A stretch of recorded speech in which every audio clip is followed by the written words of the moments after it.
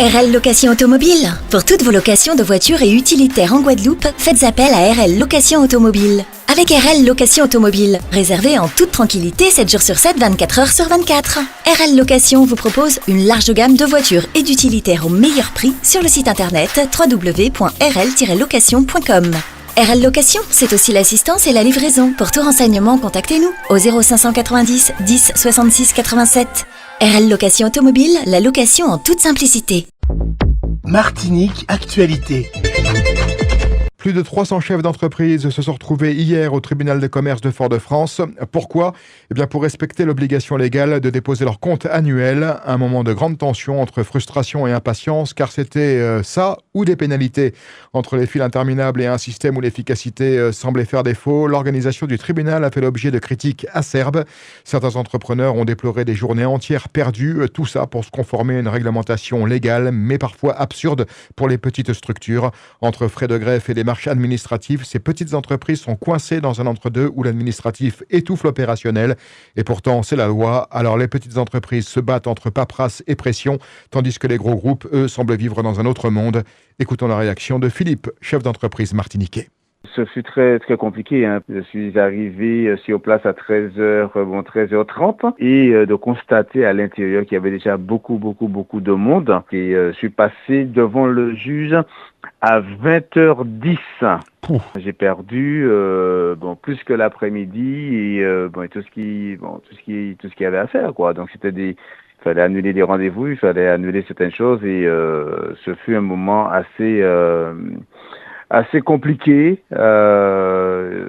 Heureusement qu'il y a eu un peu de solidarité par des échanges et des discussions avec les autres chefs d'entreprise qui étaient là, mais c'est compliqué, quoi. Puis non seulement en sortant de là, on est harassé, quoi. C'est parce qu'on va passer devant le juge, il y a une petite pression, on ne sait pas comment, de quelle disposition le bonhomme sera. Donc c'est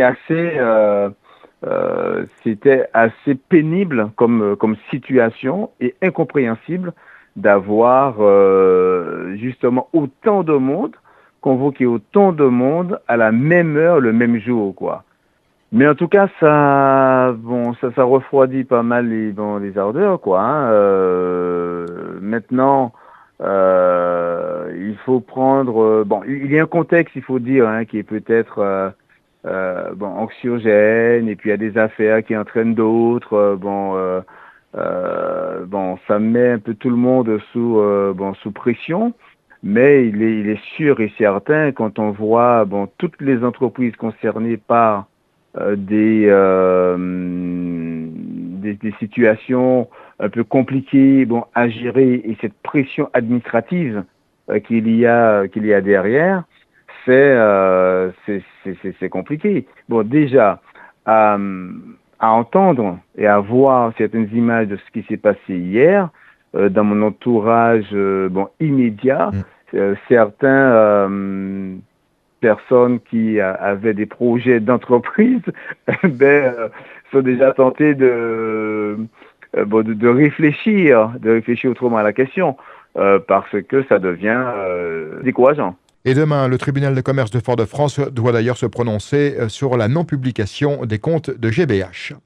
L'affaire des menaces sur TikTok qui secoue la Martinique est loin d'être terminée. Ce jeudi, le leader du RPRAC, Rodrigue Petitot, attendait le délibéré de la Cour d'appel de Fort-de-France. Mais surprise, il faudra patienter jusqu'au 12 juin pour connaître la décision des juges. Petitot, qui avait été condamné à 10 mois de détention à domicile avec bracelet électronique, conteste la peine, affirmant qu'il n'avait jamais voulu inciter à la violence. Ses avocats jugent la sentence trop sévère. Le leader du RPRAC, qui dénonce une criminalisation des militants, a exprimé son mécontentement face à la prolongation de son calvaire judiciaire et vaut quand même une justice bien spéciale pour les petits Antillais. Entre-temps, Petitot reste actif dans la lutte contre la vie chère et annonce qu'il mettra tout en œuvre pour arracher un vrai protocole sur le sujet, bien qu'il n'exclut pas à contre-cœur de reprendre les manifestations si les discussions n'aboutissent pas. À bon entendeur, salut. Scandale du chlordécone, la commission de l'aménagement du territoire du Sénat a rejeté la proposition de loi portée par le sénateur guadeloupéen Dominique Théophile visant à indemniser les victimes du chlordécone. Ce texte reconnaît la responsabilité de l'État dans les préjudices causés par ce pesticide et prévoit des compensations pour les victimes des îles de la Guadeloupe et de la Martinique. Malgré ce rejet en commission, la proposition sera néanmoins examinée en séance publique le 9 avril, sans modification, comme initialement déposé. Les discussions à venir devraient éclairer le débat sur cette question de santé publique toujours sensible. On parle environnement, changement climatique, biodiversité, des défis sociaux indispensables pour nos vies. Demain, de 8h30 à 12h30, Déclic Pro, initié par Stratégie Résilience Martinique, débarque à l'espace Villa-la-Guerre à Petit-Bourg, à Rivière-Salée. Au programme, des ateliers et des conférences pour parler climat, économie circulaire et résilience des équipes. Pas de blabla, juste des solutions concrètes pour ceux qui veulent réellement agir face au changement climatique. Entreprises, associations, collectivités, un rendez-vous immanquable pour préparer l'avenir sans fausses promesses. Mais alors, est-ce que les collectivités, les pouvoirs publics, les entreprises font bouger les lignes? Écoutons Martine Lheureux, animatrice formatrice à Stratégie Résilience. Je vais vous dire deux choses. La première, c'est qu'à l'intérieur de toutes les institutions, il y a des personnes qui s'en préoccupent et qui font des plans et qui cherchent et qui travaillent et qui cherchent à se battre pour que ces enjeux-là soient pris en compte. Et il y a des personnes qui travaillent vraiment pour ça.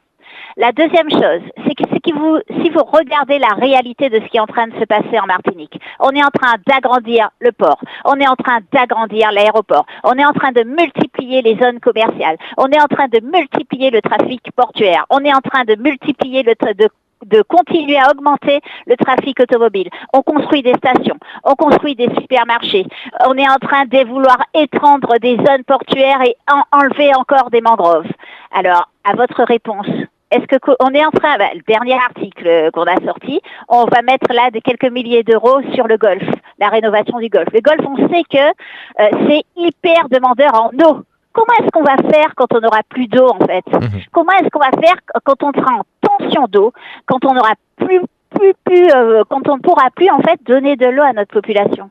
En fait, là, c'est vraiment remettre ces enjeux fondamentaux. Vous savez, 2022, en France, est-ce que vous savez à combien est monté le pic de manque hydrique? 40%. 40% en moins en 2022. 2022, ça veut dire que c'est déjà derrière. Ça veut dire que ce qui nous attend devant est plus fort que ce que l'on a déjà vécu. Ils ont déjà atteint un pic de stress hydrique à 40%. Donc, de stress hydrique, c'est-à-dire de manque d'eau. Donc, en fait, oui, est-ce qu'il y a des gens qui ont pris conscience? Oui, il y a des personnes qui ont pris conscience. Est-ce qu'il y a des gens qui expérimentent d'autres manières de faire? Oui, il y a des personnes qui expérimentent d'autres manières de faire, que ce soit en personnel, beaucoup en associatif, chez nous d'ailleurs, énormément en associatif et en collectivité. Il y a des gens qui travaillent pour quelque chose. En entreprise, il y a des gens qui se battent pour que ces sujets-là soient mieux pris en compte, même s'ils n'ont pas toujours le temps, parce qu'on ne leur donne pas tellement de temps, et les moyens et l'expression suffisante de le faire et l'écoute des autres. Et c'est pour ça, justement, qu'on fait ce genre de manifestation. Pour dire, en fait, essayer de replacer ces moments-là au cœur en disant, attention, là, on part dans une exponentielle incroyable qui est hors de la résilience. Le centre hospitalier universitaire de la Martinique dément les rumeurs diffusées sur les réseaux sociaux selon lesquelles les urgences de l'hôpital Pierre Zabda Kitman auraient été vidées pour une visite ministérielle en mars, celle de Manuel Valls. Le CHUM, dans un communiqué, rappelle que ces accusations sont mensongères et qu'elles nuisent à l'intégrité de ces professionnels. Les équipes soignantes travaillent quotidiennement à fluidifier l'accueil des patients et à accélérer les transferts vers les services adéquats dans le respect des capacités d'accueil. Le CHUM reste engagé à garantir une prise en charge de qualité et à préserver la confiance de la population martiniquaise. Éducation, le lycée Nord-Atlantique à Sainte-Marie vient de décrocher la 3e place dans le classement des meilleurs lycées de France selon le magazine L'Étudiant. Un sacré exploit pour cet établissement martiniquais qui affiche un impressionnant score de 17,84 sur 20 avec un taux de réussite brut de 99%. Ce lycée prouve que même au cœur de l'outre-mer, l'excellence scolaire n'a rien à envier aux établissements métropolitains. Mais derrière ces chiffres, ce n'est pas que de la chance. Le classement, bien que non officiel, s'appuie sur des critères de valeur ajoutée, un indicateur qui mesure l'effort de l'école pour accompagner ses élèves au-delà des attentes. Et visiblement, ce lycée ne se contente pas de former des têtes bien pleines, il fait aussi grandir les plus faibles et en fait des bacheliers avec mention. Mais en Martinique, les enseignants, eux, ne mâchent pas leurs mots et ils ont de quoi râler. Entre la réforme des retraites qui ne fait qu'aggraver la situation, des salaires stagnants et des droits sociaux qui partent en fumée, les syndicats crient à l'injustice. Le pire, certains profs doivent courir sur plusieurs établissements pour compenser les postes supprimés et si vous êtes malade, préparez-vous à être payé à seulement 90% de votre salaire. Mais les enseignants ne comptent pas se laisser faire, ils appellent à la mobilisation et à force de crier dans le désert, il est peut-être temps que l'Académie et le gouvernement entendent leur appel. Depuis fin mars 2025, l'Institut Pasteur de Guadeloupe amène une étude de séquençage de l'ADN du moustique Aedes aegypti, vecteur principal de la dengue. En collaboration avec l'Université de Montpellier, les chercheurs extraient et analysent l'ADN de ces moustiques pour mieux comprendre leur capacité d'adaptation. Cette recherche inédite en Guadeloupe pourrait offrir des solutions innovantes pour lutter contre ce fléau et les maladies qu'il transmet. Une avancée prometteuse pour la santé publique locale et potentiellement mondiale. La science avance. News Radio à site outremernews.fr. On radio avait Info Guadeloupe, Martinique, Guyane, Réunion, Mayotte et surtout musique pour tout le monde. Attention.